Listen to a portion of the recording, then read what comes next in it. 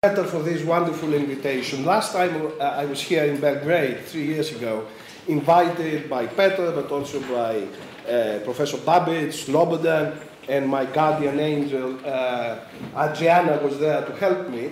I was launching a book in Serbian, and then when I arrived in Belgrade, having given a number of interviews to various journals and magazines and so on, they gave me those interviews, those newspapers and magazines, and I realized that next to my name, my photograph was that of Jacques Derrida. So there I was, Costas Douzinas, giving interviews to some of the most important theoretical journals here as Jacques Derrida. And with the help of Adriana, my guardian angel, we decided that all the interviews I was going to give while here, I would try to play the ghost of Derrida. I don't know whether I failed or not. Slobodan can tell me what he thought. But now today, on the basis of what we heard earlier with Professor Lewis and so on, I will try to imitate a little more Fanon rather than Derrida. So here it is. Over the last 10 years, a persistent sequence of spontaneous, leaderless protests, riots, and insurrections broke out all over the world. The Paris banlieue in 2005-07, Athens, December 2008, the Arab Spring, the Spanish Indignados, and the Greek Agan Aktismeni, of course, London this last August, England this last August, and the Occupy movement amongst others. So what I'm going to do is to describe 3 typical cases of resistance in which I became involved over the last year, and predictably they all come from Greece. First, Athens, December 2008. Within hours of the police killing of the 15-year-old Alexis Grigoropoulos, a massive insurrection by young people broke out all over Greece. Some 800 secondary schools were occupied. Daily marches to police stations, parliament and ministries were accompanied by a number of highly imaginative protests. Sit-ins, street happenings, interruption of theatre performances, the raising of a banner calling for resistance. This was the interruption of the daily news on state TV, where people asked the viewers to join the protests, and of course, violence. Luxury shops were attacked, limited looting was reported, several cars and buildings were burned, but there were no casualties. Actually, these pictures show the kind of disjunctive synthesis between the media and the insurgents. There is clearly an aesthetics of rioting, which has been, I think, represented extremely well over the last few years. Anyway, no party planned or led the insurrection, no specific demands were put forward, no single ideology dominated. Politicians and journalists kept asking, what do the kids want? They eventually dismissed the insurrection as non-political, as criminality and blind violence. Now, the iconic image from that insurrection was this: Christmas tree in Syntagma Square burning, and that particular postcard did the rounds of the whole world. Second, Athens, February 2011. While the Maghreb revolution is in full flow, 300 sans-papiers immigrants from North Africa took refuge in a central Athens building and staged a hunger strike. They had lived and worked in Greece for up to 10 years, doing the jobs the Greeks did not want to do, for a fraction of the minimum wage, without social security. When the economic crisis struck, they were unceremoniously kicked out. After 40 days, with several strikers in hospital with irreversible organ failure that would lead to death, the government accepted the bulk of their demands.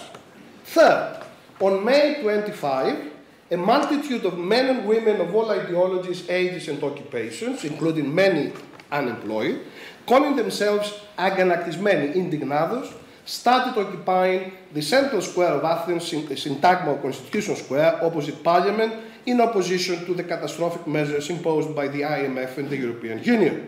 The daily occupations and rallies, sometimes involving up to 200,000 people, were initially peaceful. Political parties and banners were discouraged. No leaders and spokespersons emerged.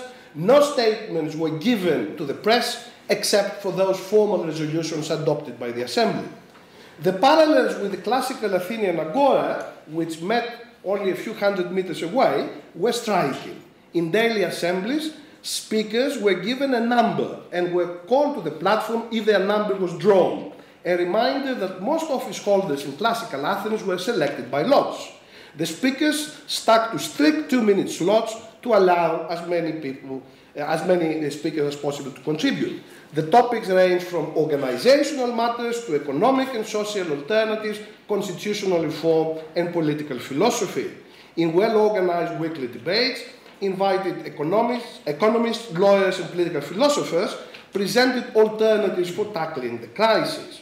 I was invited to address the Assembly on June 16, and I spoke to up 10,000 people. It was an absolutely amazing experience that changed my view of the world.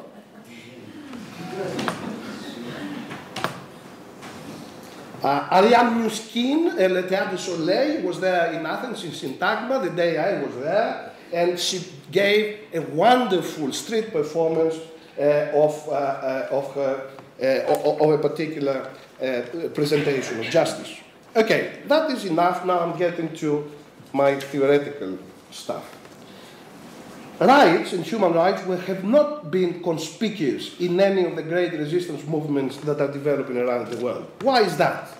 One, the metaphysics of right. The history of right offers an insight into Western metaphysics. The pre-moderns discover what is the right thing to do in the cosmos, the natural order of things. The moderns invent individual rights and give them to select categories of people who become subjects armed with rights. Finally, late modern rights copy, repeat, and legalize pre-existing desires, socially accepted demands, the claims of a proliferating collection of identity groups and lifestyle choices. Rights are now presented in liberal philosophy as the only building block of morality, with duties and responsibilities as secondary, parasitically complementing and enforcing the prime normative resource, which is individual rights. The move from an ethics of virtue to the legality of rights, and finally, the legalization of desire, means that ours is the morality of exit from morality. The only remnant of classical virtue and ethics is the will to resist domination, oppression, and exclusion. Only this will, and not man, humanity, or man's right, is immutable, quasi-natural. Let me explain. In pre-modern ethics, the will followed a norma agendi, a norm of action prescribed by natural, ecclesiastical, or feudal law. A modern legal right, on the other hand, is a facultas agendi, a possibilité d'agir, according to Michel Villet, a recognized and effective capacity to will and to act. A legal right is will raised to the level of general will or of law, a will given objective existence. Rights, therefore, are the object and cause of the subject. If modernity is the period of subjectivization of the world, rights are the manifestation of man, occupying the center, individual will becoming sovereign. It was this raising of subjective will into law that freed the moderns from ethics, from the morality of duty and the pathos of tragic conflicts. The strict distinction between private good and public right allowed the subject to become owner, to rule over his property, his body, and his private life. Historically, the first claim to legal right was that of the property owner, specifically of the creditor against the debtor. Rights were formed in a long legal process to protect the creditor and enshrine property into law. It was this model of right that migrated from private to public law in the 18th century, and from debates about dominion, apostolic poverty, and credit protection to the citizen-state relationship. Property right was the first right, and the rights of man, civil and political rights, were modeled on the right to property.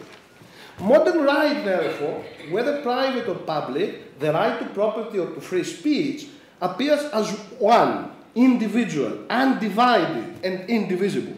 It claims a single source, the subject's will, a single justification, law's recognition, a single effect, the will's ability to act on the world. The modeling of political rights on property, however, contaminated their operation. A yawning gap separates the will from its effects, the normative way from empirical operations, the ought from the is. Formal right, the legal subject's capacity to will, is theoretically limitless, but real people are embedded in the world, embodied in the world. Class, gender, or color conditions people, prevents formal rights from becoming effective, and lead to the indignities that Hegel was the first to denounce. We are all legally free and nominally equal, unless, of course, we are improper men. In other words, men of no property, women, colonials of their own color, religion, region, or belonging. This was partly the reason why will, the first social right, soon diversified into a second, adopted by the dominated and the oppressed. For the wretched of the earth, right is not about law and judges, a game they cannot play anyway. It is a battle cry, the subjective factor in a struggle, which asks to be raised to the level of the universal. Right is the demand not to be treated as a nobody. It is the claim of the dissident against the abuses of power, or the revolutionary against the existing order. Right, therefore, has two sources. As a claim to be accepted by law or seeking admission to the law, right is publicly recognized will, which finds itself at peace with the world, a world made in its image and for its service. But secondly, right is a will that wills what does not exist, a will that finds its force in itself and its effect in a world not yet determined all the way to the end. This second right is founded contra factum, in the perspective of an open cosmos, not closed by financial, political, or military might. It eventually confronts domination and oppression, including those instituted and tolerated by the first legalized will and its right. Our history is full of such confrontations, eternally condemned and eternally returned. The most common case, of course, is disobedience in its various forms. Here, the two wills represent two different types of overlapping duty. On the one hand, the external duty to obey the law, partly a heteronomous duty. On the other, the internal moral responsibility that binds the will to a conception of the good. Dissident will does not disobey the law. The obligation to obey the law is absolute when accompanied by the judgment that the law is morally just and democratically legitimate. Disobedience is a dangerous freedom that brings together autonomy and existential self-determination. Philosophy has discussed all this under the name revolution. Most revolutions started as mass resistance and insurrection, a multitude with a common political will in the street. The inevitability of resolution in history was accepted reluctantly by Kant and more readily by Hegel and Marx. For Kant, despite his extreme aversion to revolutionaries, I quote, "The revolution finds in the hearts of all spectators a sympathy of aspirations that border on an enthusiasm, and the expression of which is itself a danger." Agreeing with the revolutionaries, it's itself a danger in Germany when the French Revolution happens. Consequently, this sympathy cannot have any other cause than a moral disposition of the human race. For Hegel, too, the canon of reason works through world historical individuals whose crimes against morality and public ethics become aspects of moral progress. These are the men who, pull the chestnuts out of the fire for the world spirit and are judged immoral by schoolmasters and valets, those exquisite discerners of spirit. Now, the modern willing acting subject with his rights could emerge only through revolution. The French and American declarations, the manifestos of modernity, bring together unsteadily and provisionally what I call the double source of right: the absolute protection of property and revolution. Men are born and remain free and equal in rights, states the Declaration of Droits de l'Homme, and adds, these rights are liberty, property, security, and resistance to oppression. Resistance and revolution become normative maxims. The translation of pouvoir constituant into right, into pouvoir constituer, the constitutionalization of resistance, was as radical a normative innovation as the proclamation of formal universal equality. Their normative weight is felt every time a Bastille is taken, a Tahrir Square or a Syntagma Square is filled. Revolution is the radical socio-political change that may or may not, that has or has not followed the insurrection. But the normative pressure is similar in both cases, irrespective of the result. Between 1789 and 1989, however, the primacy of the right to resistance over substantive rights was reversed. Kant, while welcoming the revolution, was the first to dismiss the right to revolution as a contradiction in terms. You don't need to be radical to realize that the law formalizes a dominant will, that the Constitution eternalizes a temporary balance of power. The law cannot tolerate, therefore, its own overthrow. The Universal Declaration of Human Rights repeats the French statement of equal freedom, but has no place for the right of resistance. On the contrary, the preamble states that these human rights are given in order to prevent revolution, and Article 30 prohibits radical challenges to the political and legal system. The rights of man started as normative marks of victorious revolutionary will. Positive rights, their descendants, have become, to a certain extent, defense mechanisms of the established order. The removal of the right to revolution was an attempt to foreclose change by making a particular conception of rights the insurance policy for the established order. But the attempt was doomed to fail. The new emerges every time through a confrontation with decay, the order of the world. The right to resistance, the foundation and guarantor of the ongoing struggle between the order of the world and its dislocation, can be written off constitutions and laws, but cannot be whisked away. Permanent revolution is the condition in science and art in modernity. In politics, it has turned into a ghostly normativity, a void at the core of law that keeps it from ossifying. We can call it paradoxically the right to the event, or the pull of the real, which eternally returns as perhaps the most important political and moral command of modernity. 2. Biopolitical capitalism. Today, the eternal will to resist returns. How can we understand it? Biopolitical capitalism and the economy of services do not produce just commodities for subjects. They create subjects. Material, social, affective, ethical, and cognitive strategies are involved in this process. On the material side, working people have been inserted directly into the service economy with its emphasis on consumption through public and private debt. People are treated as desiring and consuming machines. Debt for consumption is the main motor of the economy. The indebted white-collar worker has increased interest in the success of financial capitalism.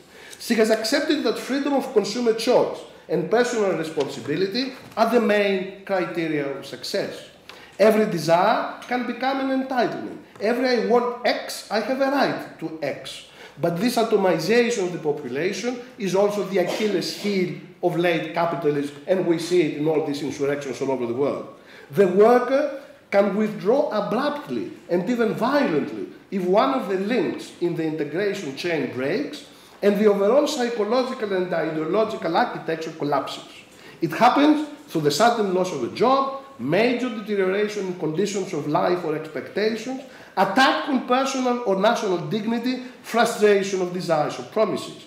It may erupt after an accumulation of humiliations and defeats, or as an acted out in response to an event, for example, the killing of the boy in Athens or Mark Dagan in London in August a few months ago. So that becomes a catalyst that condenses a plethora of grievances.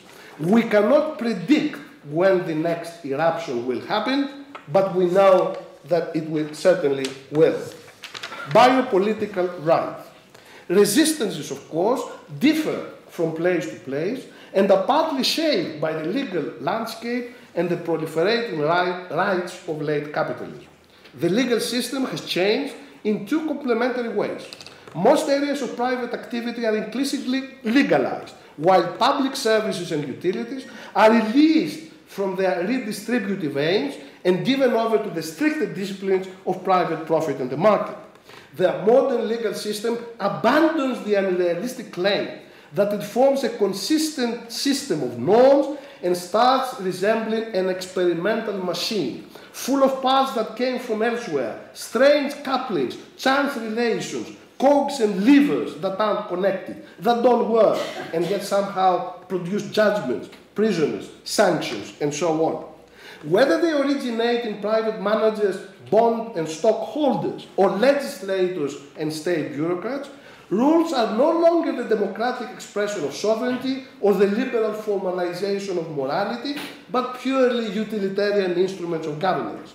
Laws are frameworks for organizing private activities, reducing market uncertainties, and lowering transaction costs. This is a sad remnant of the honorable tradition of rule of law, entitled droit or Rechtsstaat. The law is expanded, but at the price of assuming the characteristics of contemporary society, thus becoming open, decentered, fragmented, nebulous, and multiple. Similarly, law is the way to replicate in life in its annals, like Borges' story of the cartographers of the empire, who was asked to create the most accurate map of the empire, and they created a map which is exactly the same size as that of empire. The dynamic of modern law and the metaphysics of modernity was to open a distance, occasionally imperceptible, between itself, law, and the order of the world, the ought as a correction of the is. Law was one of the forms of the ideal next to other great horizons such as religion, later nation, ideology, socialism. Now, however, law's distance from the social order is fast disappearing in a vast expanse of law life. This is a law with force but without value or normative weight, a law that constitutes and constrains but does not signify. As the normative gap between is and ought closes, the law does not correct reality but acts as its symbolic support. The distance necessary for the critical restructuring of society has to be found outside this amalgam of law reality. We are faced, therefore, with a paradox. Biopolitical governance, the detailed and suffocating regulation of all aspects of life, is accompanied by an apotheosis of will, the triumph of individual desire, expressed in the proliferation of rights. But the paradox is only apparent. When a superficial type of freedom is declared supreme, the principal constraints on egotism are two: the absolute heteronomy of criminal law and police repression, on the one hand, and the intensive biopolitical channeling and control of behavior, on the other. The invasive repressive laws of the war on terror, the invasive regulation of biopolitical governance do not contradict, but accompany and complement individuals' freedom. The spontaneous insurrections are unintended consequences of this aggrandizement of will. They mark the point at which the complementarity, the coupling of individual freedom with police repression and behavioral control breaks.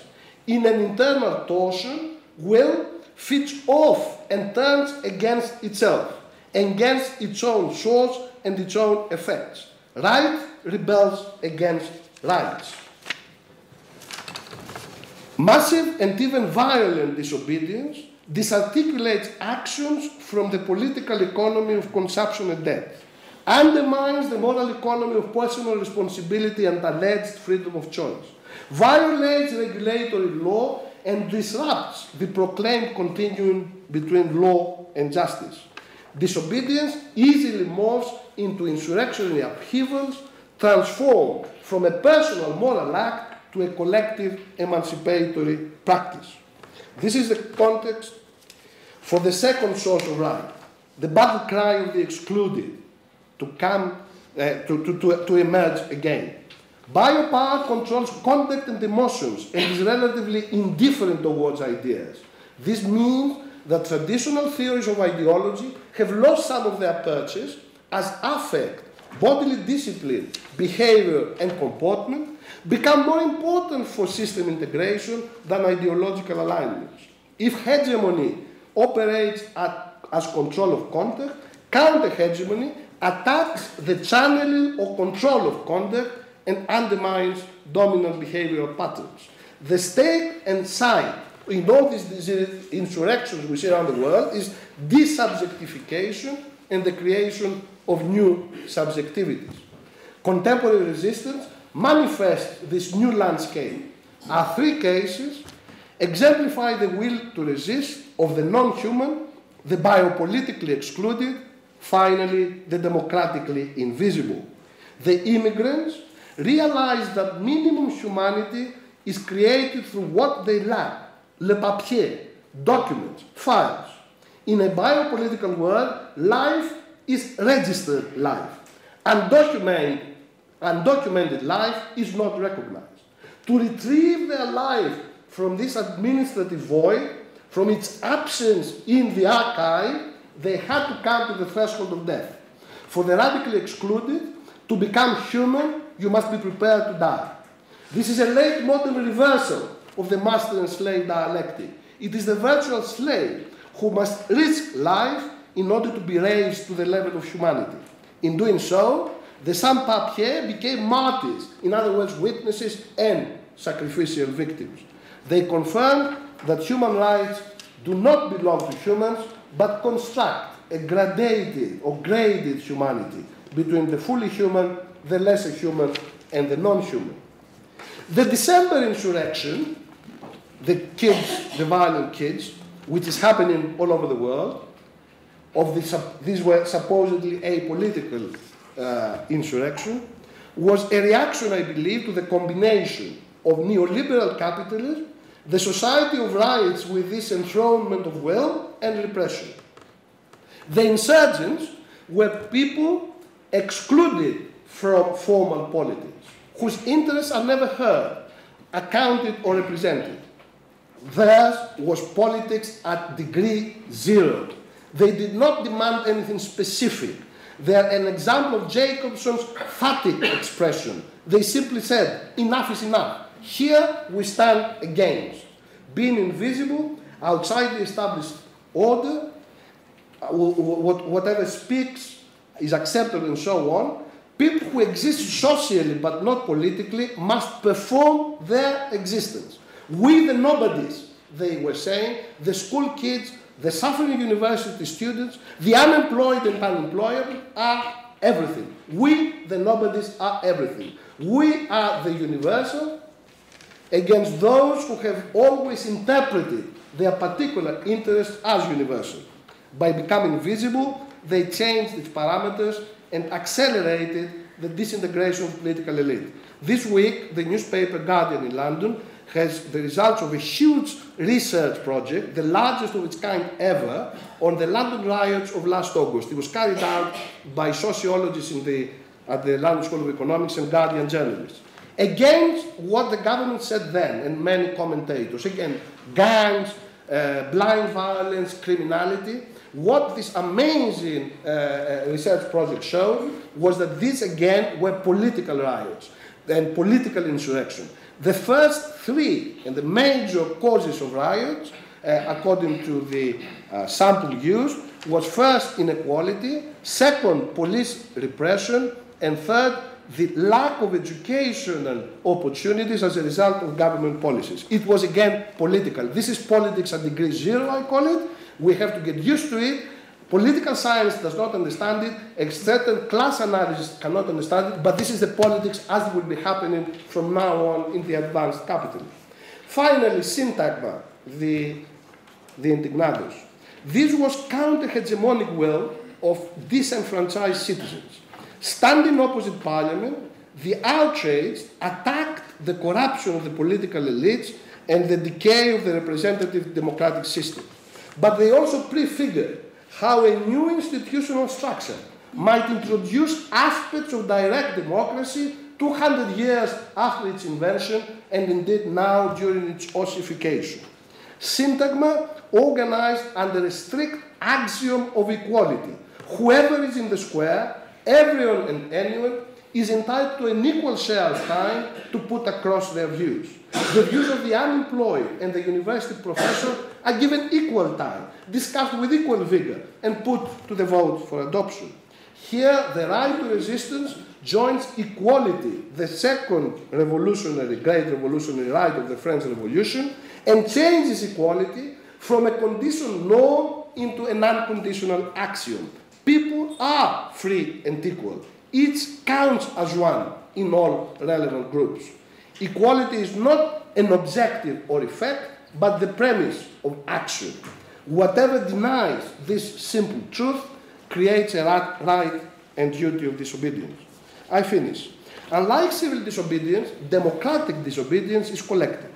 When the citizens realize that they have no way of participating in decision-making or raising their concerns, when they realize that democracy has become a behind-the-scenes negotiation between political elites and dubious experts, the obligation to obey recedes. Democratic disobedience transforms people from subjects to citizens. It raises them from executors of commands to active agents of democracy. It rejects politics as simply the negotiation of interests and the administration of the dominant order. Two conceptions of right or of the universal fight it out in all these three typical types of conflict I presented. An acceptance of the order of things raised to the dignity of general will, which dresses the dominant particular with the mantle of the universal. The second source, or the second universality, is founded on a will created by the diagonal division of the social world, which separates rulers from ruled and then from the excluded. This dimension of truth does not rest on the existing order, but on its negation. It forms an agonistic universality. It does not emerge from neo-Kantian philosophical texts and discussions about justifications, but from the struggle of the excluded, from social distribution and political representation. The excluded are the only universal today in a legal and social system that proclaims incessantly its egalitarian credentials.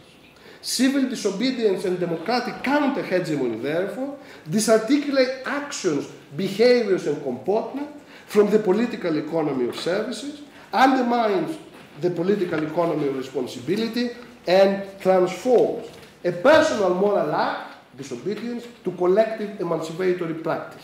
Insurrectionary will, the second source of right, redeems right as the elevation of will to universality.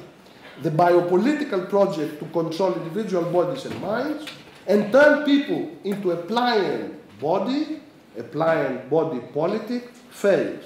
This is what power fears most, and this is perhaps our time. Thank you.